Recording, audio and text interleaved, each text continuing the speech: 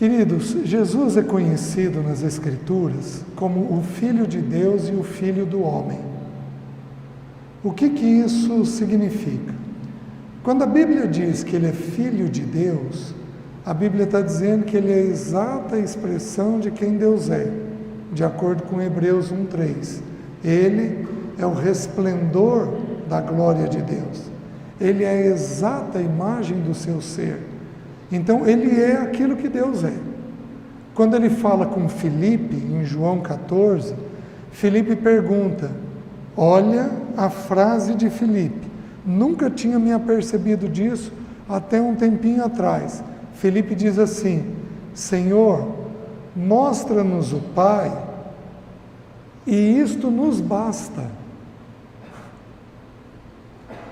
Porque a alma humana encontra profunda satisfação, inteireza, plenitude, quando o Pai é revelado. Mostra-nos o Pai e isso nos basta. E o Senhor diz, Filipe, há tanto tempo eu estou com você e você ainda não percebeu? Quem me vê a mim, vê ao Pai. Então, na mente de Deus, o que Deus fez? Deus sabe que a mente humana, ela precisa de modelos para ela conseguir imitar. O ser humano aprende por imitação, é uma das leis do aprendizado. A gente precisa ver para replicar aquilo que a gente vê.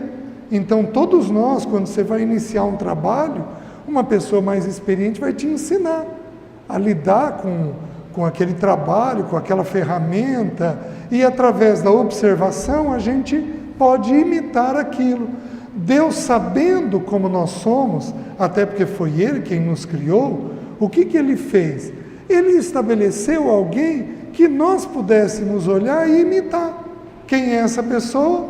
Jesus, que é conhecido para nós como o primogênito, o primeiro de muitos irmãos.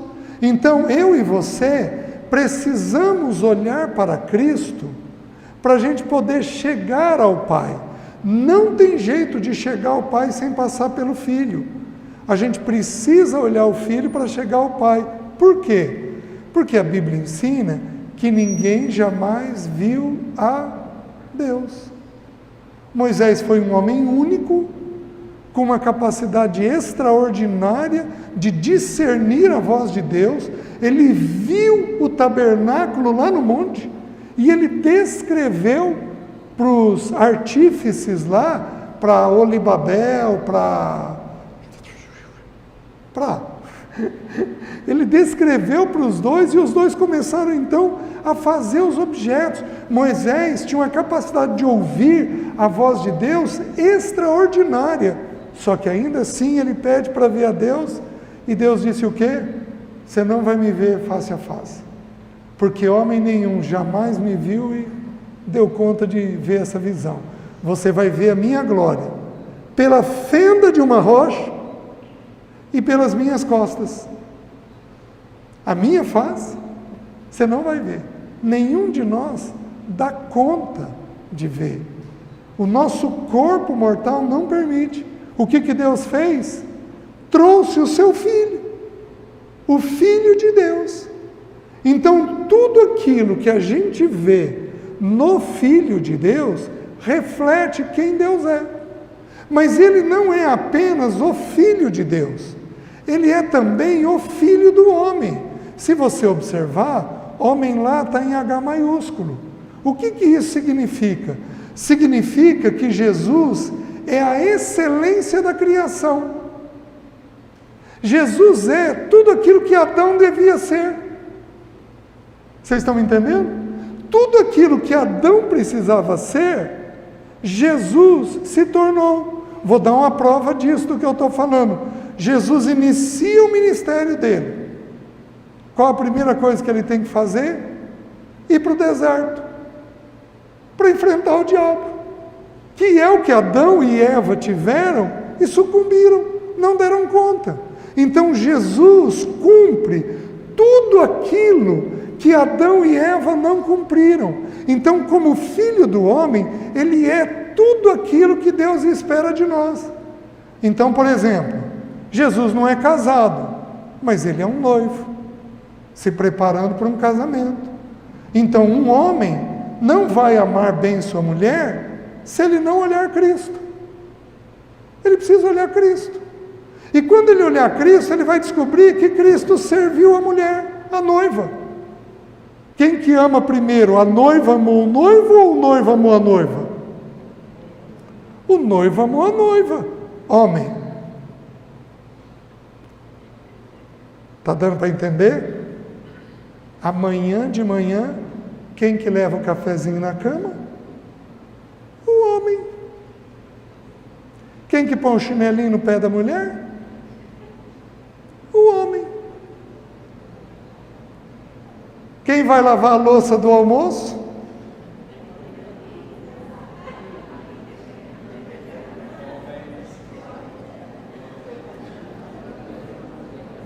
Deveria ser o homem ajudando. Vocês estão entendendo? Quem que tem que fazer os movimentos de amor em primeiro lugar? O homem. Seja lá que movimento for. Vai desde uma louça até um cuidado de saúde quando ela não está bem. É simples assim. Então a gente tem em Cristo tudo aquilo que nós precisamos ser. Cristo é um irmão mais velho. Quantos aqui são irmãos mais velhos? Levanta a mão. Então, irmão mais velho tem que ser modelo. O que você vai ser para os seus irmãos? Um bom modelo. Um modelo adequado. Vocês estão entendendo? Então, assim, é óbvio que ao ser o filho do homem, nós precisamos olhar e aprender com ele. Ou seja, tudo aquilo que ele fizer, nós temos que fazer. É um papel nosso fazermos o que é visto em Cristo. Por isso que hoje à tarde eu terminei falando sobre João Batista, porque ele é o maior dos nascidos de mulher. E o que resume a vida de João Batista? Queridos, João Batista, na prisão, teve uma crise de fé. Você já pensou isso? Senhor, és tu o mesmo ou devemos aguardar um outro? Ele teve uma crise de fé. Ele viu o Cordeiro de Deus, mas por causa da dor da prisão e da proximidade da morte, possivelmente, com toda aquela situação, ele tem uma crise de fé. E o Senhor, com muito amor, mas com muito amor, porque o Senhor é amoroso mesmo quando a gente descrê, com muito amor o Senhor disse assim: vai e dize a João que os cegos vêm, os coxos andam, os espíritos são expulsos e é chegado o reino dos céus. E aquilo foi suficiente para João ter a fé dele reacendida, porque eles sabiam que quando os espíritos fossem expulsos, os espíritos malignos, o reino de Deus havia chego. Então ele reacende a fé do seu irmão mais novo, como ele faz com muitos de nós aqui. Ele é um primogênito que deixou de ser o unigênito. Quantos aqui são filhos, um filho único? Vocês queriam ter irmãos? Não? Ou está bom como filho único? Alguns dizem que... Não, César, não mexe no que está bom, não. Querem ser filhos únicos. Por quê? Porque tudo é para eles. O que Jesus fez? Não, Pai. Eu abro mão. Eu abro mão. Eu vou ser o primogênito. Porque eu quero ter uma família de muitos filhos, semelhantes a mim e ao Senhor. Então, o nosso Senhor Jesus, Ele passa por muitas situações na vida, dando para nós um modelo de como é que nós devemos ser. Existe um estudo do Stephen Kong, eu vou sugerir para o Cláudio, ou para algum irmão aí que coopera com a palavra, estudar, o título é Seguindo ao Cordeiro. Gente, é um estudo maravilhoso do irmão Stephen, mas maravilhoso. Então entenda o que eu estou te falando. O Evangelho é Cristo em nós. Cristo em nós. Então importa que ele cresça e que eu diminua. Isso é o Evangelho. Então, tudo aquilo que Cristo passou, eu e você temos que passar. Pensa comigo, o Stephen começa dizendo assim, ele nasce numa manjedoura. Mas, os 3 reis magos foram procurar o recém-nascido rei dos judeus, onde? No palácio. Porque você espera que um rei nasça onde? Mas essa é a mente humana. A mente divina, ela não tem problema com a simplicidade, com a pobreza, com a escassez. O Filho de Deus nasce num lugar extremamente simples.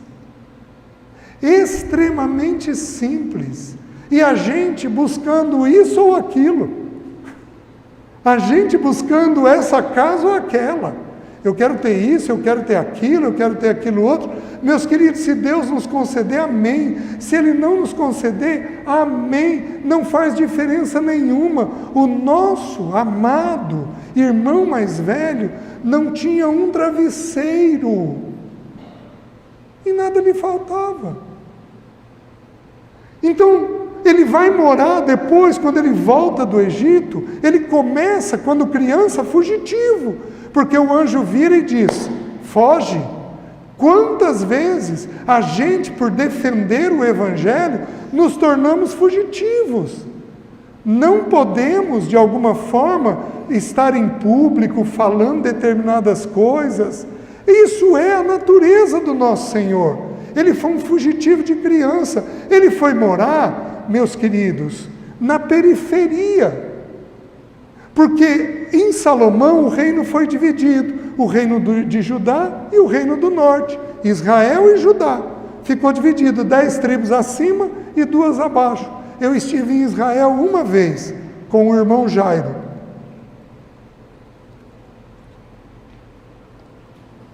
E eu fui visitar a Galileia. Eu fui visitar um lugar de adoração de ídolos. As ruínas, é óbvio. Gente, mas que peso, que tristeza. O reino do norte, então veio a Assíria e levou o reino do norte cativo, e aí ficaram alguns poucos habitantes. O rei da Assíria mandou pessoas para virem habitar a terra, trouxeram os deuses pagãos dele. O que Deus fez? Mandou leões. O rei, astutamente, ele entendeu o seguinte: nós estamos adorando a Deus de um jeito errado, o Deus da terra não está satisfeito, pega os sacerdotes e manda para lá. E aí mandaram os sacerdotes e criaram aquela mistura, porque é isso que o diabo faz, o diabo mistura as coisas. Então foi criado toda aquela mistura no reino do norte, e lá tem-se uma cidade chamada Nazaré. Esse reino do norte se tornou infestado de demônios, onde o pai pôs o filho morando numa cidade, na Galileia, no reino do norte. Por isso que o texto bíblico diz que a luz veio a uma região cheia de trevas, e quando a luz brilhou, as trevas se desfizeram. O texto bíblico é claro em mostrar que Deus tinha uma intenção com isso daí. Meus queridos, o nosso bendito, o nosso amado Senhor, teve uma vida cheia de rejeição. O nome Jesus equivale ao nome José. Ele, mais 3/4 das crianças se chamavam assim. Não tinha diferencial nenhum no nome dele. As pessoas olhavam e diziam: mas porventura vem um profeta da Galileia? Porventura pode sair alguma coisa boa de Nazaré? O nosso Deus colocou o nosso irmão mais velho nesta condição. Os irmãos estão entendendo? Gente, quanta tolice eu já fiz, mas quanta tolice. há uns 30 anos atrás, eu um dia pregando numa escola bíblica, eu virei e falei: meus irmãos, não precisa cortar isso não, viu? Essa é importante que os irmãos ouçam. Eu virei e falei: meus irmãos, do mundo, olha o país que nós moramos. Do país, olha o estado que nós moramos. Do estado, olha a cidade que a gente mora. Da cidade, olha a igreja que Deus nos colocou. Uma prepotência, mas absolutamente nada a ver com a vida de Cristo. 3 anos depois a igreja estava dividida. Eu fui uma das pessoas que saí. Deus foi me ensinando com muito amor, com muita paciência, o que é a vida do nosso Senhor. Simeão, quando orou por ele aos 2 anos de idade, levanta aquela criança e diz assim: o Senhor havia prometido que ele não morreria antes de ver o Cristo do Senhor. Ele levanta aquela criança e diz: essa criança está destinada a dividir pessoas, a dividir povos. Jesus dividia.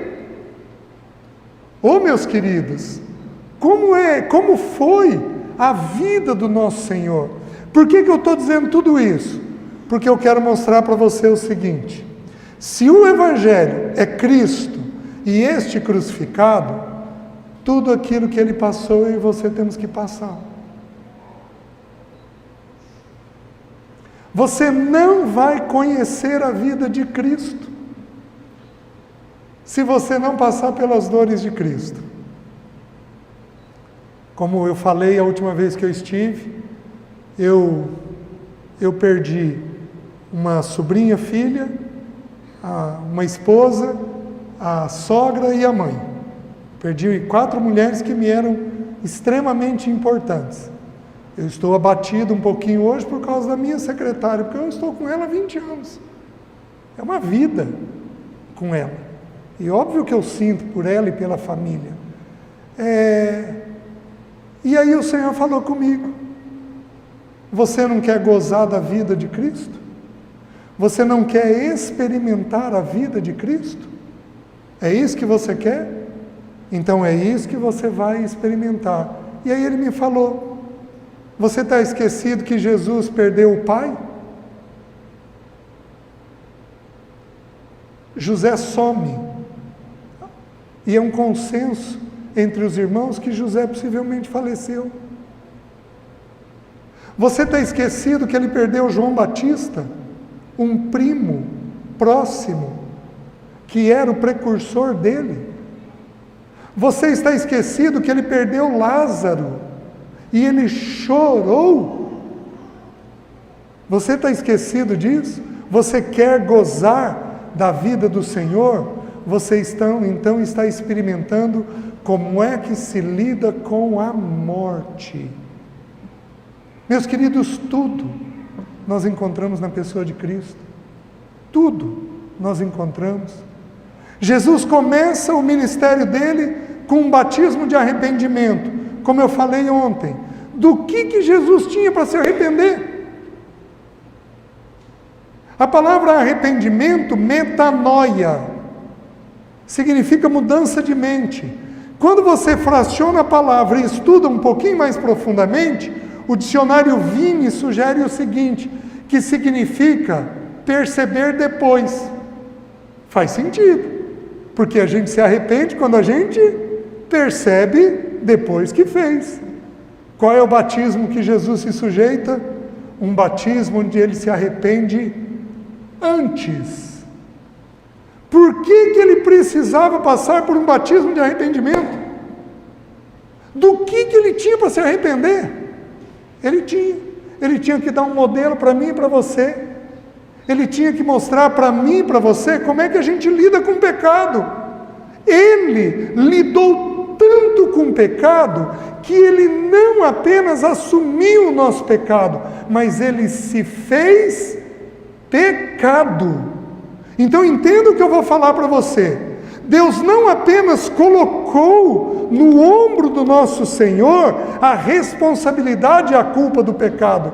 Jesus sentiu toda a aversão do pecado, o drama do pecado, a vergonha que o pecado causa, a tristeza que o pecado causa. Ele experimentou o pecado na sua essência.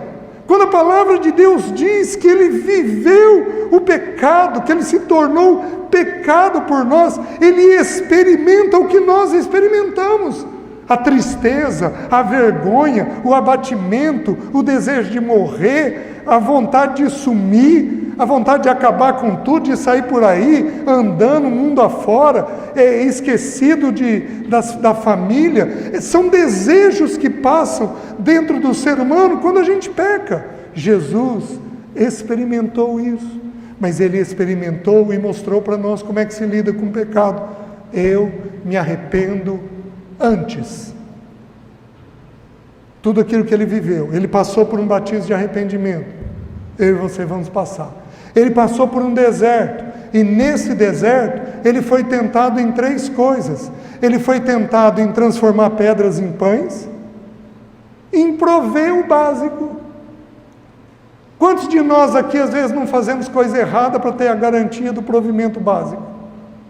Cobra uma coisa a mais, explora uma coisa a mais, engana alguém para ter um provimento maior. Jesus não fez isso. Ele foi tentado, mas ele não fez.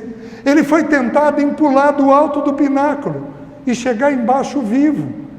Na cultura hebraica dizia-se que quem pulasse do alto do pináculo e chegasse embaixo vivo seria reconhecido como Messias. Então é busca de aceitação e de reconhecimento. O Senhor disse: não, eu vou ser reconhecido na cruz, não fora dela. Então quantas vezes nós não compramos uma roupa que nós não temos o dinheiro para a gente poder ser reconhecido? Compramos um carro que nós não podemos para a gente poder ser reconhecido. Desculpem. Os irmãos estão entendendo? Quantas vezes fazemos coisa, o diabo nos tenta, e nós fazemos coisa para buscar reconhecimento, e o nosso Senhor não aceitou.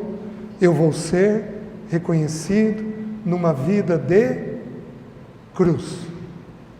É assim que eu vou ser reconhecido. Os irmãos estão entendendo? Que mais?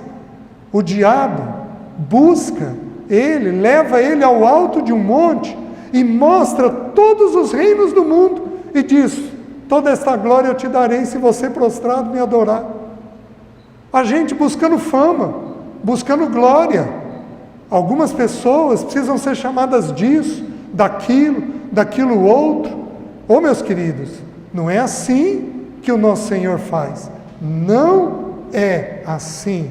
Ele não busca glória pessoal. Aliás, tenham profundo cuidado com quando vocês forem levantados, porque a Bíblia diz assim, que tudo aquilo que é levantado entre os homens é abominação diante de Deus.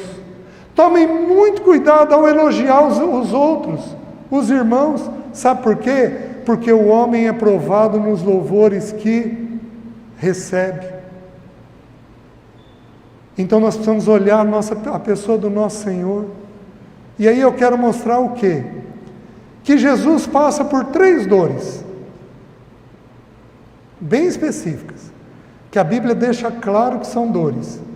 E essas 3 dores, se você quer conhecer a Cristo, você terá que passar. Não tem jeito de ter o nosso bendito Senhor de uma forma mais profunda e não ter essas 3 dores que ele passou. A primeira se encontra em Isaías 53. Abra lá, por favor. Nós vamos dar uma olhadinha no texto.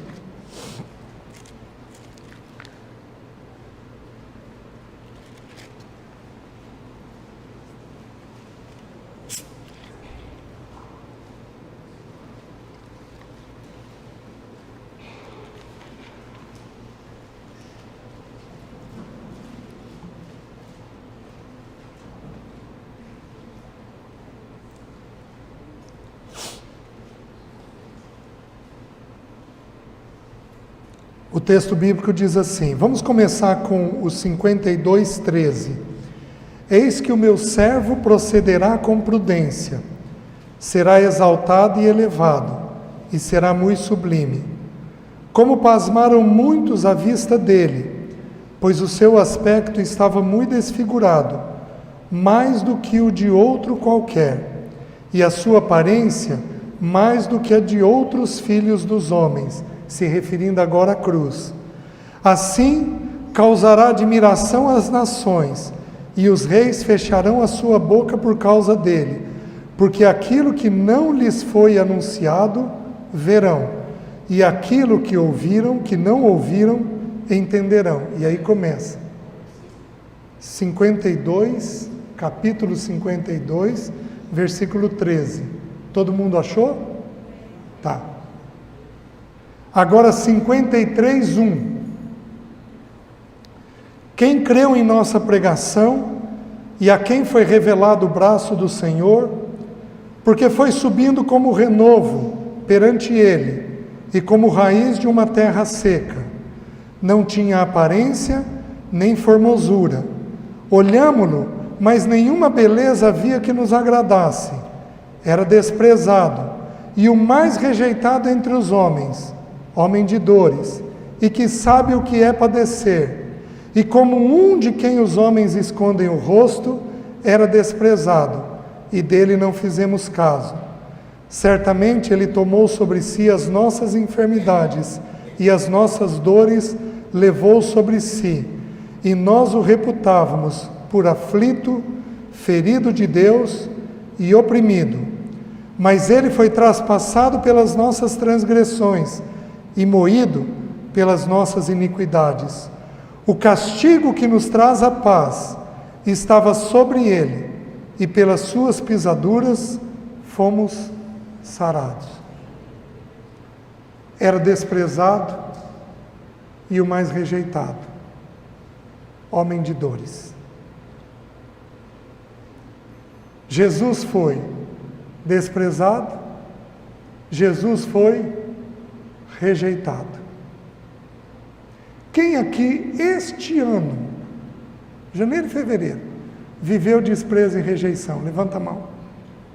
Alto. Alguém aqui nunca viveu desprezo e rejeição? Ninguém.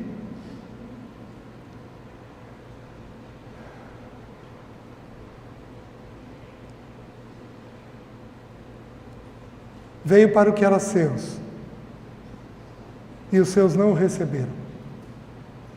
Quem que o rejeitou? Os seus. Então ele pode ser rejeitado pelos seus? Pode. Você quer gozar da vida do Senhor? Você pode ter problema com a família.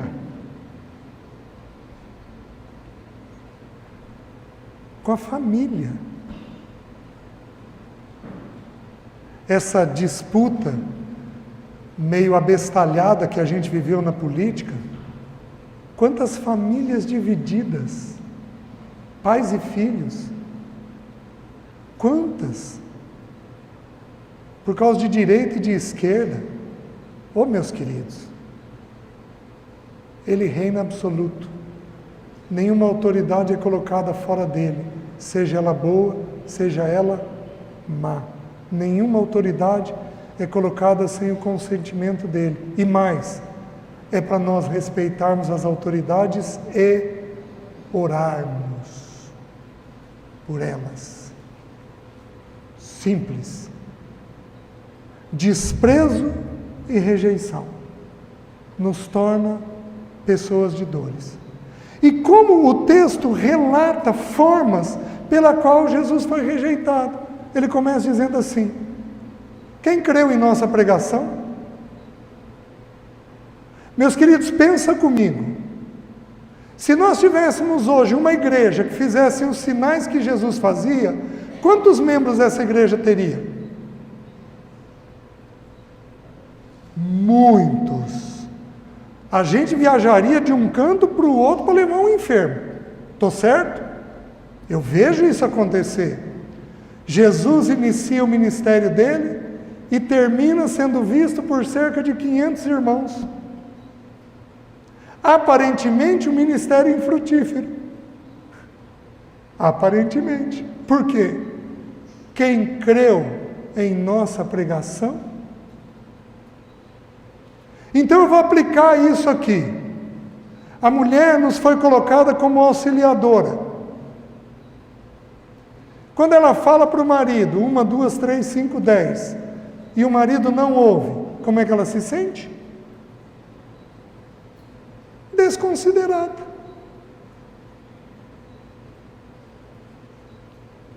Então, meu querido, sua esposa falou, o que você vai fazer? Ouvi-la, confirmar o que ela falou. Querida, é isso que você está querendo dizer? É. Tá bom, vou orar por isso. Vamos orar agora. Você vai orar, se for possível, e vai ver o que Deus pensa daquilo. Porque se você não considerá-la, você a fere com desprezo e rejeição. A mesma coisa existe quando uma mulher não fala coisas boas de seu marido. Porque se por um lado é para o homem amar a esposa cuidando dela, por um outro lado é para a mulher respeitar o seu marido. O que é respeitar? A palavra significa atribuir um peso de valor. É ver as coisas boas. Teu marido é trabalhador? Você já virou para ele e falou que ele trabalha bem? Se não, é hoje à noite que você vai fazer. E vai fazer com jeito. Você vai fazer de que jeito? Vai pegar o rostinho dele. Como é próprio das mulheres fazerem. Vai acarinhar ele. E vai dizer, querido, muito obrigado.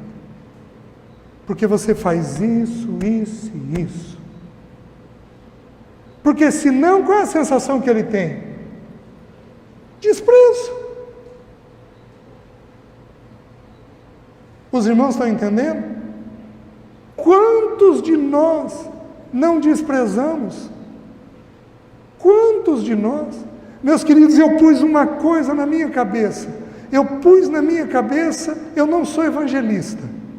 Eu não tenho natureza de evangelista. Mas eu pus na minha cabeça que eu vou dar um bom testemunho para as pessoas. E eu começo pela boa educação. Eu sei o nome dos frentistas de onde eu abasteço. Porque eu chamo eles pelo nome. Eu abasteço há 20 anos lá. Como é que eu não vou considerar? Eu sei que um deles acabou de perder a mãe. Quando ele vem abastecer meu carro, eu pergunto, e daí, meu irmão? Como é que você está? E daí, cito o nome dele, como é que você está? É uma experiência difícil. Olha, eu fiz isso e ajudou. Calma que vai aliviar. Nós temos que ter, no mínimo, eu resolvi que pela boa educação, pela bondade, eu vou atrair as pessoas, não a mim, mas a Cristo. Eu quero que eles vejam que há uma luz que brilha em mim, e não é minha, porque o meu coração é um inferno em miniatura. A luz que brilha em mim é do Senhor. Então nós precisamos aprender a ter consideração uns pelos outros, a ter gestos de bondade, de cuidado, de gentileza. Homem, presta atenção. Homem, presta atenção. Porque tem uma parte dos filhos aí dizendo que não querem casar. E em partes por quê? Porque tem pais mal-humorados dentro de casa. Tudo tem queixo. Tudo não está bom, nada é leve, tudo é pesado, tudo é uma obrigação, e não tem um espírito grato. A Bíblia diz assim, e vós maridos, não trateis a vossa mulher com amargura. A palavra amargura significa mau humor. Mulher, se teu marido tiver mau humor, hoje à noite, depois de acarinhar, você só vai dizer assim, querido, vou me sentir muito amado, mas muito amado, se você for uma pessoa leve. Não vai falar, você não vai me contar história, porque vai dar em briga. Não, é porque ontem você falou isso, falou aquilo outro. Não. de um jeito gentil e dócil, você vai vincular com ele. Porque senão, meus queridos, a gente vai desprezando um ao outro. Quantos irmãos na igreja feridos, machucados, não considerados, não vistos, onde a gente não dá uma palavra de gratidão. Aliás, eu preciso ir pedir desculpa para as cozinheiras, porque eu, via de regra, eu fiz isso a primeira vez que eu estive aqui. Eu vou lá e vou agradecer. Elas cozinharam para mim. Quantos aqui agradeceram elas ontem? 2. Quantos comeram ontem? Levanta a mão, por favor. Você não considera. O nome disso? Desprezo. Desconsideração. Tem gente que fez a lista de inscrição, tem gente que doou dinheiro. Meus queridos, nós temos que considerar tudo isso, porque isso é digno para o ser humano. Olha o que a Bíblia diz: não seja a tua própria boca que te louve, e sim a de outrem. Deus me proíbe de me elogiar, mas Ele me exorta que eu tenho que elogiar o Cláudio. Eu tenho que dizer as coisas boas do Cláudio. Ele está me exortando nisso. Os irmãos estão entendendo? Desprezo e rejeição, e não apenas isso. E a quem foi revelado o braço do Senhor? Ou seja, Jesus ia fazendo coisas, e as pessoas, semelhante aos 10 leprosos, um voltou, 9 foram embora.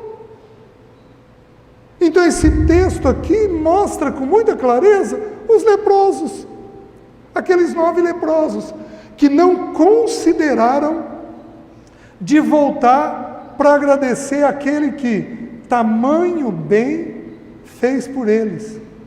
Vocês estão entendendo? Aí diz, porque foi subindo como renovo perante ele, e como raiz de uma terra seca, não tinha aparência nem formosura, olhámo-lo, mas nenhuma beleza havia que nos agradasse. Meus queridos, algumas pessoas dizem que isso daqui é Jesus desfigurado na cruz. Meus queridos, eu acho que não. O nosso Senhor Jesus, o Paulo Bornelli falou isso uma vez, eu gravei bem. O nosso Senhor Jesus era um homem tão comum, mas tão comum, que ele precisou ser identificado com um beijo. Se ele fosse alto, vistoso, aquela barba linda e maravilhosa, que tem em alguns quadros, seria fácil de ver. Ele não era assim. Ele era um homem extremamente comum. E se eu seguir o texto e crer que o texto se refere ao nosso bendito Senhor em vida, ele não era bonito. E possivelmente era feio. E aí o que a gente faz? Rejeita. Porque não tem? Beleza. Porque lembra Samuel, quando foi na casa de Jessé? Nós somos iguaizinhos. Jessé olhou e falou, veio o primeiro filho de... Samuel olhou e falou, veio o primeiro filho de Jessé, ele falou, certamente está perante mim o futuro rei de Israel. E o Senhor, não atentes para a sua aparência, porque eu o rejeitei. Porque o Senhor não vê como vê o homem vê o exterior, mas o Senhor vê o coração. Davi era ruivo, que não é típico dos judeus, ruivo, excluído, porque dos 8 filhos ele era o único que não estava, excluído ali da família, mas era aquele que Deus estava chamando. Nunca se importe com a sua aparência, porque a aparência passa. Ela passa. Meninas, mulheres, cuidem-se. Porque é bonito, é belo, é importante para o seu marido, se você for casada, demonstra asseio, cuidado consigo mesmo, tudo isso é importante, mas sem obsessão, sem achar que é isso que vai dar a diferença, sem obsessão. Que mais? Era desprezado e o mais rejeitado entre os homens. Quando eu perguntei no início quem aqui já foi desprezado, muitos irmãos levantaram a mão. Deixa eu explicar uma coisa.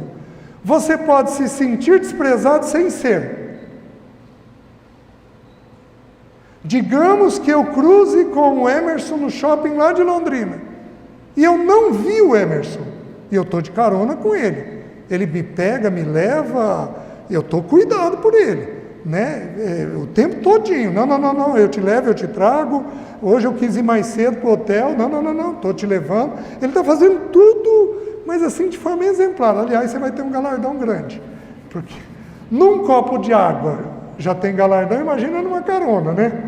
Então assim, eu passo por ele, não o vejo e não o cumprimento. Eu o rejeitei? Não, eu não o vi. Ele pode se sentir rejeitado? Sim. Então não confie exatamente no sentimento, porque o sentimento é enganoso, porque você pode se sentir sem ser. Aí é engano da tua alma.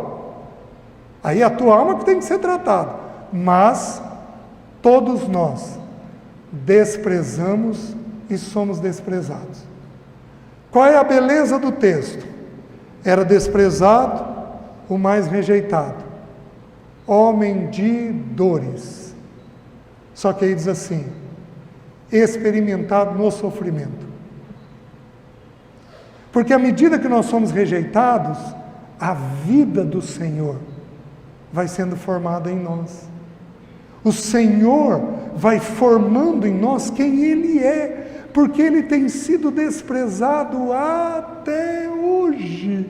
E Ele aguarda pacientemente, mas pacientemente, Ele aguarda o dia em que todo joelho se dobrará e confessará que Jesus Cristo é o Senhor, para a glória de Deus Pai. Amém? Nós já fazemos isso. Lá então faremos com muito mais prazer. Mas aqueles que o desprezam hoje, um dia o farão, vendo quem Ele é, só que agora então, sem esperança. Então o desprezo nos amadurece. Você se torna uma pessoa mais serena, que suporta mais, que aguenta mais, que reage melhor às coisas. O desprezo nos amadurece, como amadureceu o nosso bendito Senhor. Segunda dor que ele viveu. Abram em Lucas, capítulo 22.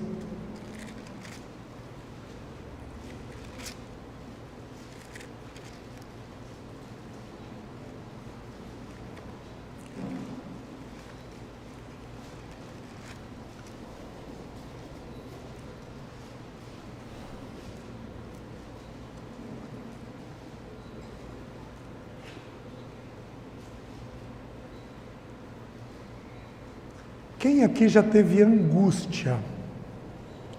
Aquele aperto que dá no peito que não tem lugar bom. Quem já teve essa emoção? É desesperadora. De todas as emoções, é a que mais judia da alma humana. É a que mais pesa na alma humana.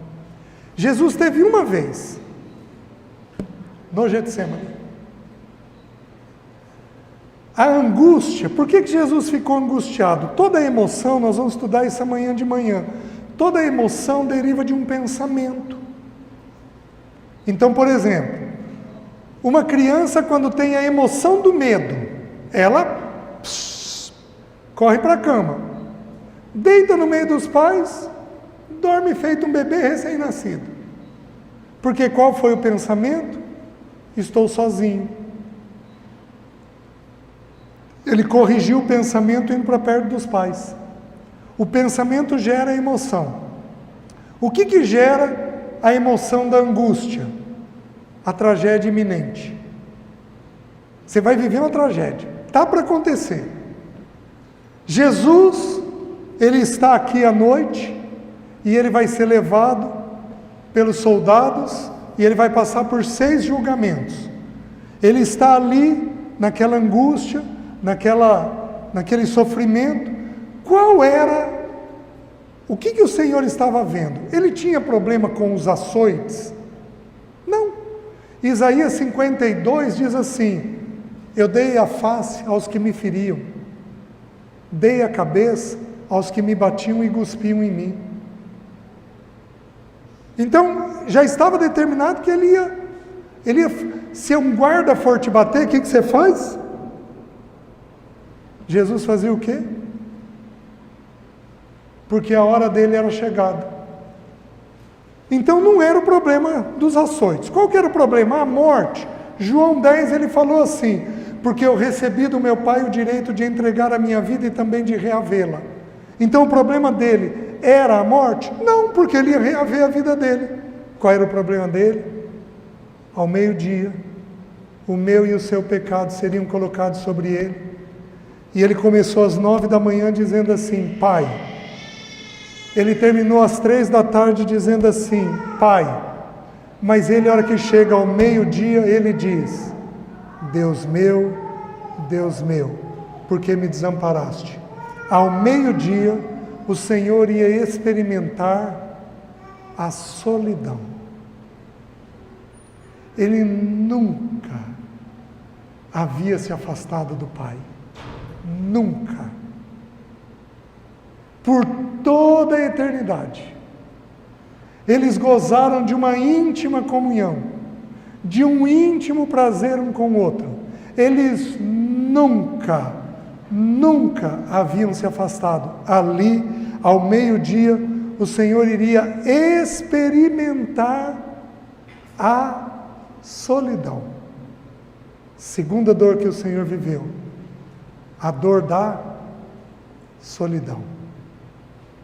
Solidão dói. E dói doído. Eu experimentei isso no início da viuvez. Dói. E dói doído. Algumas irmãs aqui não casaram. Dói. Algumas são casadas e essas vivem a pior solidão que pode existir, porque não se casa para se ser só. E alguns de vocês aqui casados vivem uma solidão. Não é bom que o homem esteja só. Far-lhe-ei uma auxiliadora. Uma das finalidades do casamento é nós não estarmos sós. É uma das finalidades do casamento. E quando o casal não se ajusta, eles vivem sós. É a pior solidão que existe, porque ela não é esperada. Não se vive um casamento para se viver sozinho. Ela judia. A solidão de um filho distante, de um genro, uma nora distante, a solidão de um neto que não fala com você. Existem muitas formas de solidão, muitos relacionamentos que causam isso. E a solidão, ela foi tão violenta para o nosso Senhor Jesus, que o versículo 44, e estando em agonia, orava mais intensamente. E aconteceu que o seu suor se tornou como gotas de sangue, caindo sobre a terra. Meus queridos, ele suou sangue. Como eu disse ontem, hematidrose. É um grau de ansiedade tão alto, que a camada mais profunda da pele rompe. E rompe tudo. E a pessoa sangra. É chamada de lágrimas de sangue. Porque a pessoa pode, no rosto, às vezes no braço. É um quadro mais raro de existir. A última vez que eu olhei, uma menina, se não me engano, russa, sofria dessa dor, dessa doença, digamos assim, né? Então assim, o nosso Senhor, como que eu sei que Ele teve essa dor? Porque Ele suou sangue. Como que eu sei que dor era? Porque não era da morte, não era do açoite, não era do julgamento, a dor era da solidão que Ele ia viver com o Pai. Meus queridos, só que toda dor tem uma coisa boa nela. Eu já vou terminar. Qual é essa dor? Se você abrir em João 15,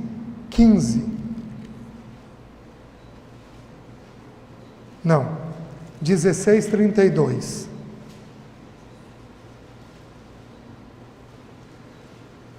Eis que vem a hora e já é chegada, em que sereis dispersos, cada um para a sua casa, e me deixareis sós. Contudo, não estou só, porque o Pai está... Presta atenção. Deus precisa te deixar sozinho de tempo em tempo, para que você encontre o Pai. Deus precisa te deixar sozinho de tempo em tempo, para que você encontre o Pai. Teu filho não vai te entender, teu marido não vai te entender, tua esposa não vai te entender, você vai ter irmãos da igreja que não vão te entender, e esta é uma experiência extremamente importante na filiação. Você precisa saber que se todo mundo te deixa, o Pai nunca te deixa. A solidão dói? Dói. Dói. E não só isso, os discípulos, se você pegar o versículo 45, diz que os discípulos estavam dormindo um sono da tristeza. Eles estavam tristes, por quê? Porque o nosso Senhor ia partir.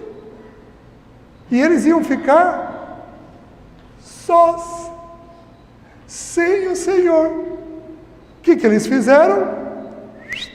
Fugiram. Onde? No sono. Porque uma das formas de fuga, uns bebem, outros usam droga, outros praticam sexo de uma forma desordenada, outros compram, outros trabalham, e tem alguns que dormem. Porque é uma forma de evitar a dor que você está tendo, especialmente quando a dor é a dor da solidão. Segunda dor. Terceira e última. Hebreus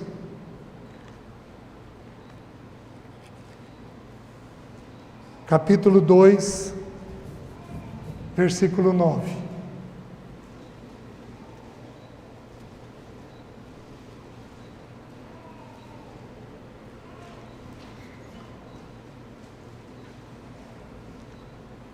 Vemos, todavia, aquele que por um pouco, tendo sido feito menor que os anjos, Jesus, por causa do sofrimento da morte, foi coroado de glória e de honra, para que pela graça de Deus provasse a morte por todo homem. Porque convinha que aquele por cuja causa e por quem todas as coisas existem, conduzindo muitos filhos à glória, aperfeiçoasse por meio de sofrimentos o autor da salvação deles. Meus queridos, troca morte por perda. O sofrimento dá perda. Quem aqui gosta de animal? Animal morre. Animal desaparece, foge, animal é roubado. É uma perda. Vocês estão me entendendo? Emprego, projeto, sonho, relacionamento, reserva financeira. Você pode ter um problema que a tua reserva, o que era, não é mais. Mas louvado seja o nome do Senhor. Ele chama a existência o que não existe. Ele dá um jeitinho de te devolver o que é necessário. Então, qual é a terceira dor do nosso Senhor? A experiência da morte. A experiência das perdas. Porque todos nós as temos. Meus queridos, por 2 vezes, a vez que eu estou me lembrando agora, ele chega no alto do monte, olha para Jerusalém e diz o quê? Jerusalém, Jerusalém, quantas vezes eu tentei te ajuntar? Aí ele desce e entra em Jerusalém, até quando estarei convosco? Ele está dizendo mais ou menos o seguinte: gente, que saudade do meu pai. Que saudade do meu pai. Como é difícil isso daqui. Como é terrível esta vida que vocês estão entregues. Eu preciso morrer para que vocês tenham uma outra vida. Mas ele estava cansado daquilo. Por quê? Porque ele havia perdido todo um relacionamento com o Pai. Então, assim como nosso Senhor Jesus teve perdas, você terá perdas. Ele teve a perda de José, como eu falei, de João Batista, de Lázaro. Jesus teve perdas importantes na vida dele. Eu e você as teremos também. Amém? Vamos lá de novo. Amém? Amém. Que nós nos tornemos semelhantes a Ele. Curva a sua cabeça. Se coloca de pé aí. Se for possível, abraça quem estiver perto de você. Diz uma coisa elogiosa para a pessoa.